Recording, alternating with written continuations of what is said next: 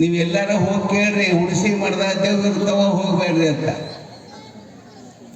ಆದ್ರೆ ಆ ದವ್ವಿರ ಮಠದಾಗ ದೇವರನ್ನ ದೇವತೆಯನ್ನು ತಂದು ಕುಂದಿರಿಸ್ತಕ್ಕಂಥ ಮಹಾಸ್ವಾಮಿಗಳ ಶಕ್ತಿ ಅಂತ ಅದಕ್ಕೆ ಅಂದ್ರೆ ನಾವು ಈ ದೊಡ್ಡ ಕಲ್ಮಠದಾಗ ನಾವು ನೋಡ್ಬೇಕಾಯ್ತು.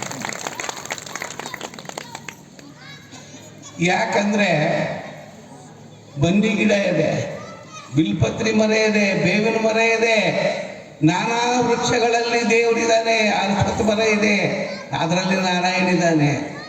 ಹಿಂಗೆ ಎಲ್ಲ ಮರಗಳಲ್ಲಿ ಒಂದೊಂದು ದೇವರಿದ್ದಾವೆ. ಆದ್ರೆ ಅಲ್ಲಿ ಒಂದೊಂದೇ ದೇವರಿದ್ದಾವೆ.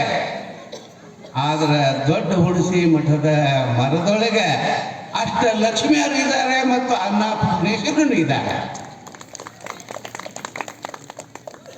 ಗುರುಲಿಂಗ ಸ್ವಾಮಿಗಳು ಒಂದು ಮಾತು ಹೇಳಿದರು,